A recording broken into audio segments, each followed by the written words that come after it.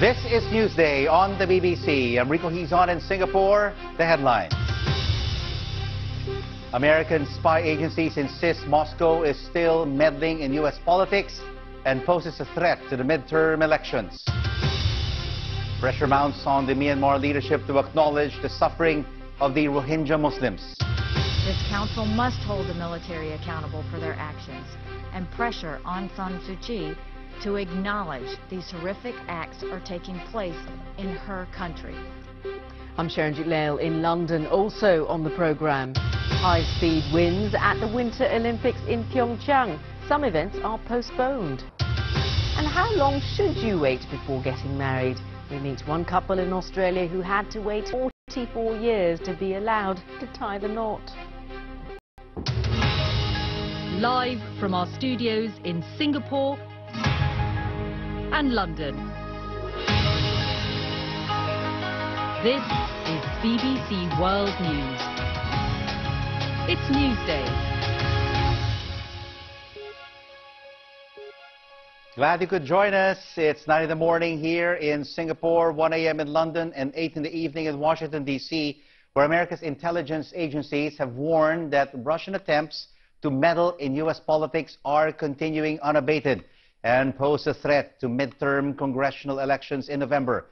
Testifying to a Senate committee, the National Intelligence Director said Russia believes its interference in the 2016 presidential election largely achieved its main aim: to weaken faith in American democracy.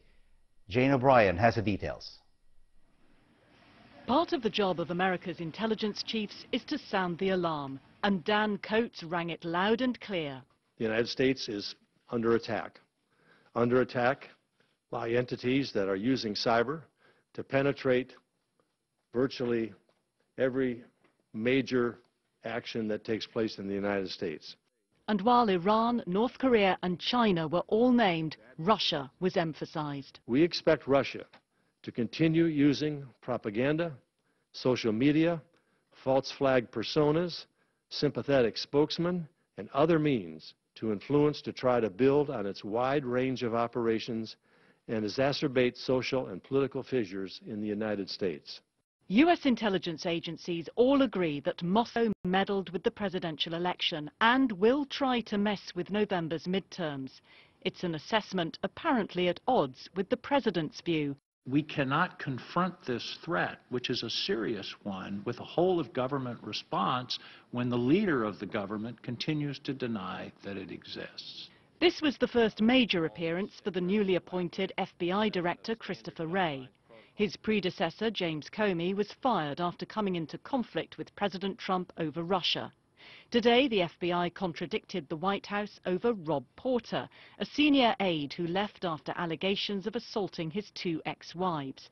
The administration has been vague about what it knew and when, but Mr. Wray gave a clear timeline of information gathered during Porter's security clearance. The FBI submitted a partial report on the investigation in question in March, and then we administratively closed the file in January. And then earlier this month, we received some additional information, and we passed that on as well. The White House had said the FBI checks were ongoing. This hearing's adjourned until closed session at 2:30. The rest of the hearing took place behind closed doors, but the public statements imply that America's domestic divisions are becoming a threat even as its foreign enemies circle. Jane O'Brien, BBC News, Washington. So what does the White House make of all of this? Well, I spoke to our correspondent, David Willis, in Washington.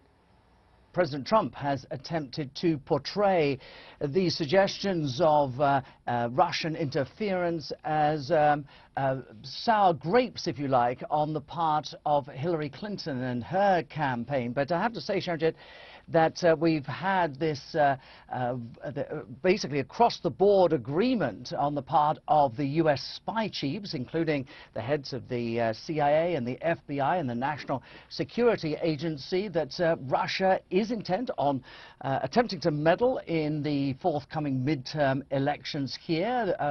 It was said that it believes its efforts in 2016, as far as the presidential election were concerned, were successful, and it intends to adopt the same tactics, if you like, which include cyber attacks and, of course, the posting of fake news reports on social media and so on. Right, and David, of course, North Korea, China, they were considered threats too, and we know this is an annual meeting of intelligence chiefs. In the past, they focused on concerns around Islamic State, terrorism. So are these concerns now somewhat less of a threat to the United States than these other concerns they've mentioned? Well, there's no doubt that North Korea is seen as an existentialist.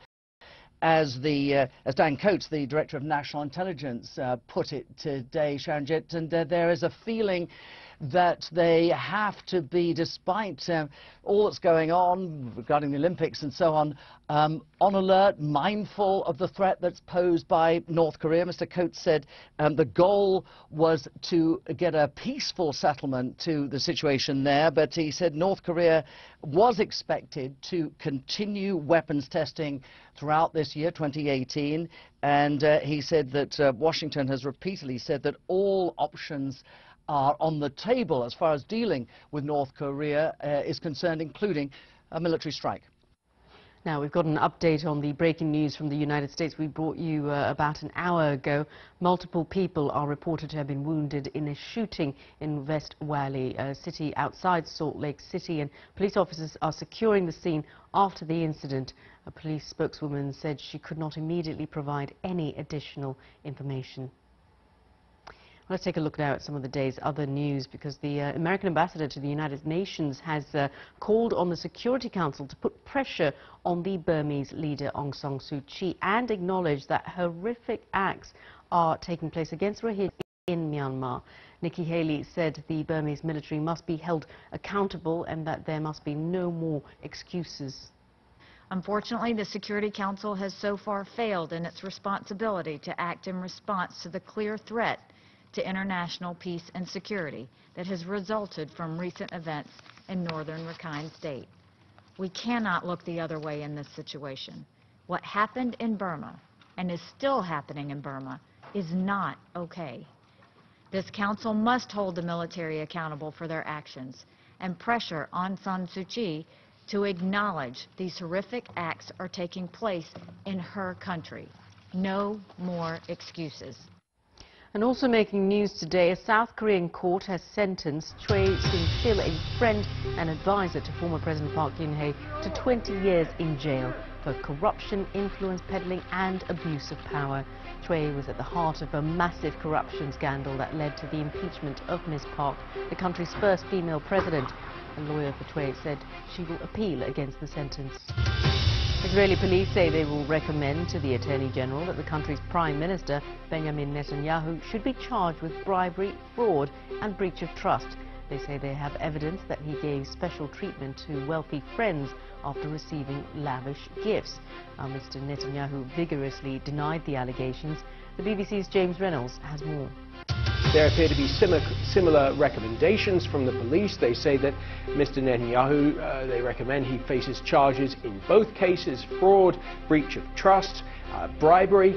But the most important thing to say is this: the most important step is yet to come. The files now get handed to Israel's Attorney General, and it is up to the Attorney General to decide whether or not to indict or whether or not to do nothing, and that decision is expected to take at least several months. The Pacific island of Tonga is dealing with the consequences of the worst storm to the country in over 60 years.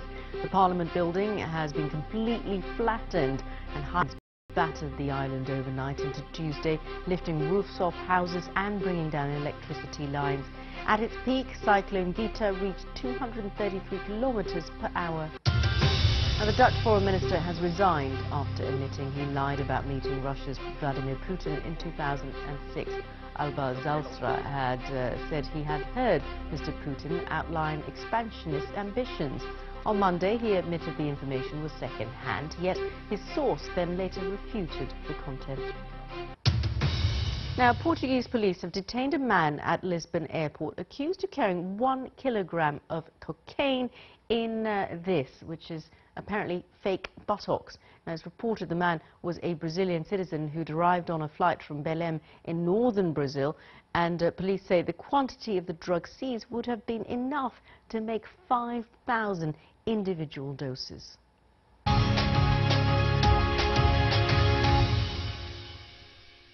In South Africa, the ruling African National Congress has asked President Jacob Zuma to resign.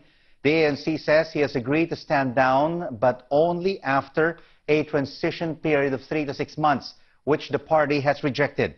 Mr. Zuma has come under mounting pressure to leave his post following a series of corruption scandals. Our Africa editor, Fergal Keane, has more from Johannesburg. Not quite the night of the long knives, but still a party moving definitively to be rid of a defiant president. Late last night, the convoy of the ANC leader Cyril Ramaphosa coming to tell his executive that after a short meeting, Jacob's refusing to resign voluntarily. With the media kept at bay, the party debated what to do next. It's midnight and they're still talking in there, more than 10 hours after they started. And there's a sense that the whole future of the ANC, and indeed of this country, hinges on what happens now. This afternoon in Johannesburg, after a meeting that eventually ran for 13 hours, the ANC revealed that its patience was exhausted. In its wisdom, the NEC decided as follows. 1, to recall its deployee, Comrade Jacob Zuma.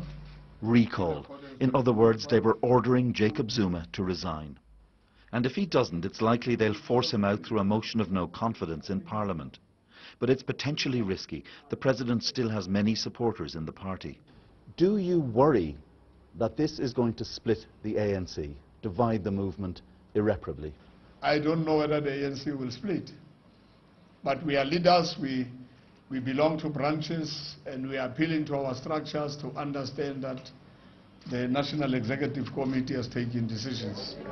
So as the ANC officials leave, they've now thrown down a gauntlet to President Jacob Zuma. They've given him time, lots of time, they say, to respond to their demand that he step down. It's now up to him. Nobody could accuse the ANC of rushing to remove Jacob Zuma. The leadership did nothing while corruption scandals multiplied during 9 years of his rule. An Indian immigrant family, the Guptas, was allowed to purchase vital national enterprises, employing the president's son in what became known as state capture. Now the opposition believes President Zuma no longer cares about dividing his party or country. Now he's just defiant. These are the last kicks of a dying horse. But it becomes dangerous. He doesn't care. He's not even scared of impeachment. So he's prepared to lose everything.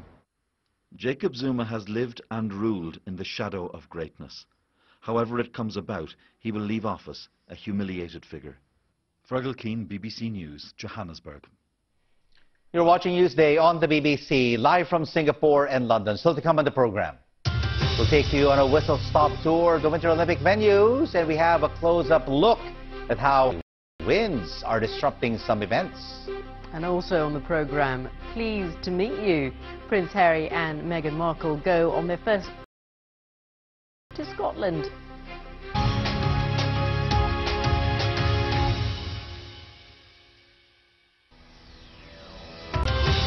Welcome back, everyone. You're watching Newsday on the BBC. I'm Rico Hizon in Singapore. Thanks for joining us. I'm Sharon Jiklail in London. Our top stories.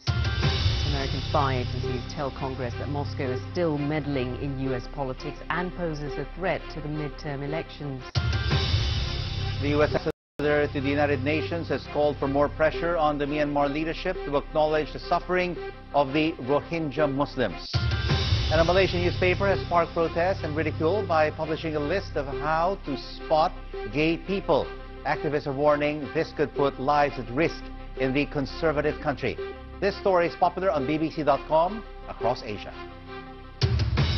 Let's now take a look at some of the front pages from around the world, and we start off with the Philippine Star, which is a lovely picture on its front page on love, because today is Valentine's Day, but the main story here is the probe into President Rodrigo Duterte's bank accounts. And the government's top lawyer has confirmed that all charges have been dropped. China Daily looks at the end of President Xi Jinping's New Year tour. The Chinese president has pledged to make poverty alleviation a priority during his 4-day visit to the province of Sichuan. And finally, France's Le Figaro, and it looks at Baghdad's appeal for reconstruction investment. Iraq says it needs $88 billion to repair damage to cities, towns, and infrastructure in the north and west of the country. And now in trending, Sharon, which story is sparking discussions online? Well, it's a particularly disturbing story, Rico. It's about 4 men in Pakistan who've been arrested for stealing spinal fluid from women. Now, the suspects reportedly told the victims that they needed blood samples in order to qualify for financial support from the government. Now, police say that the men then attempted to sell the spinal fluid on the black market. It is day 5 at the Winter Olympics in Pyeongchang, and the action began about an hour ago. Medals are up for grabs in 6 events. But aside from the sport, the weather has also been getting a fair share of attention. Strong winds have forced the men's downhill and the women's giant slalom to be rescheduled for Thursday. Stephen McDonald has been taking a look at all the different venues where the action is taking place. Well, here I am in the mountains of Pyeongchang. In this area, naturally, we have the downhill and cross-country skiing. In the next valley along is the luge and nearby the ski jump. Where are all the other venues? Well, let's have a look. That was a 10-minute drive. Is it snowing now in London? Stadium for the opening and closing ceremonies. This facility for 35,000 spectators is going to be too big for a town of this size, so it's just a temporary Olympic structure. Here, we're still in what you might call the mountain precinct for the Games. To get to all the other venues, we have to head to the coast. A pretty scenic 40-minute drive takes you through forests off to the east. It winds down and down, and before you know it, you're there. So this is what you might call the coastal precinct for the Games. In those large domes, there's the speed skating, the figure skating, and the ice hockey. There's also a fair amount of attention around this being the main base for the North Korean team. You know, in recent times it's been not unusual for the Winter Olympics to be over a vast area. That doesn't mean, though, that there isn't a fair amount of spirit generated for this major festival of sport. Stephen McDonald, BBC News at the Pyeongchang Olympics. Well, Stephen's now returned to Seoul, and he told Rico how high winds had disrupted some events. It's funny, people were probably looking at the weather in terms of, you know, the temperature in Celsius. They go, oh, it can't be that cold. But the crucial thing is the wind. And you'll see reporters out there struggling to talk because it's like you're being to the dentist. You can't... And at one stage, I remember I was having to actually lean at a sort of 45-degree angle into the wind to stop being blown over. And this is why you mentioned that it's playing havoc with some of the winter sports. I mean, of course, you think the Winter Olympics, it's cold, duh. But it has actually been up on that mountain, windy to a dangerous level. And some athletes have even criticised, in certain events, in the snowboarding, for example, have criticised officials for not postponing it. Finally, though, it looks like it might be going to turn around a little bit. And even if that wind eases off just a little bit, it'll be quite good. But we have had some pretty bad luck in terms of the weather so far for the Pyeongchang Games. Now, in the first month since Australia's new law on same-sex marriage was introduced, around 400 couples have married. And today, of course, it's Valentine's Day and more weddings are planned. But for one couple, the change in the law brought an end to decades of waiting. Our correspondent, Hill Griffith, reports. Coming together in the eyes of the law at last. After 4 decades, Brian and Link say they've always felt a married couple, but the law has never allowed them that privilege until now. our family and friends have been very good and have essentially accepted us all the way through. But to have it legal and knowing that society also acknowledges the relationship is special. They became a couple a week after they first met in 1974, when homosexuality was still illegal across Australia. It took more than 2 decades for it to be decriminalised in every state. But the hardest battle for Brian and Link was persuading people that a gay couple could be in a long, lasting, loving relationship. I will love you forever, more especially if you keep providing that magic and healing food that has nourished me over the years. When life is so fragile, what else can you do but to offer love? Their wedding was planned in just a month. Once the new same-sex marriage law was introduced, they saw no reason to wait. By the legal authority vested in me by the Commonwealth of Australia, I can declare that after 44 years you are finally husband and husband. Congratulations! I think it's good, and I think the fact that the country's recognised that this happens and it's normal, and apart from the marriage thing, I think it's a recognition in accepting it. To me, the biggest thing. And, you know, the country overwhelmingly voted to do it. The ceremony finished with an unofficial blessing. Many faith groups still oppose same-sex marriage in Australia. Churches can, under the new law, refuse to host a wedding. In the last month, around 400 same-sex couples have married under the new law. Both in their 70s, Link and Brian are amongst the oldest, so far at least. 55 years together, you might do this too? 55 years, yeah, maybe. I think, who knows? Take your time, there's no rush. Link and Brian have hardly rushed into marriage, but it's taken decades for Australia to finally catch up with them. Now we can say, my husband, wherever we go. My husband and I never regret. Howell Griffith, BBC News, Sydney. And staying with the wedding themes, because Prince Harry and Meghan Markle have made their first official joint visit to Scotland as part of a round of engagements in the run-up to their wedding this May. It is the 4th public appearance the couple have made since announcing their intention to marry in November. From Edinburgh, our royal correspondent Nicholas Witchell sent this report, which contains some flash photography. Edinburgh Castle and a welcome to Scotland on a day when the temperature was barely above zero.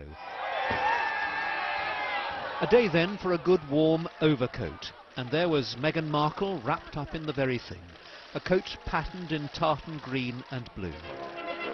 Offering a welcome, the band of Her Majesty's Royal Marines Scotland and the regimental mascot of the Royal Regiment of Scotland, a Shetland pony with sharp teeth. Watch Harry's left hand. Oh, nearly got him. Harry moved on, ring finger intact, Meghan amused. Bang went the 1 o'clock gun. Out came the thoughtfully provided earplugs. And as Harry and Meghan gazed out over the city, those who'd come to see them were positive. I got to meet Meghan today and she is absolutely beautiful. I am so excited for them to be here in Edinburgh today. They're the future of the royal family. Meghan and Harry and William and Kate, they're the future, so. This has been another important introduction on the Meghan Markle familiarisation tour of the United Kingdom. The underlying message is how much Scotland matters. The union, of course, is a sensitive issue, one the royals know they must navigate with care. But that navigation will increasingly be the task of the younger royals like Harry and his wife-to-be. Scotland will need to be a regular destination. Nicholas Witchell, BBC News, Edinburgh. Love, love, love. Happy Valentine's Day, Sharon. And to all our viewers, you've been watching Newsday on the BBC. I'm Rico Hizon in Singapore. Stay with us. Love at first sight, or love at first swipe. But this online dating really work? We'll be looking at new methods the industry has come up with to find you and your true love. Well, Rico, happy Valentine's Day to you and to everyone watching. But before we go, I'll tell you what, you're going to fall in love with these pictures because they show the first panda cub ever to be born in France. Yonmeng, and he's drawing a lot of visitors to Beauval Zoo, which is a 2 to 3 hour drive south of Paris. He was tiny at birth, but he's grown up to be a big panda indeed. We're quite lucky to see him because he spends most of the day sleeping.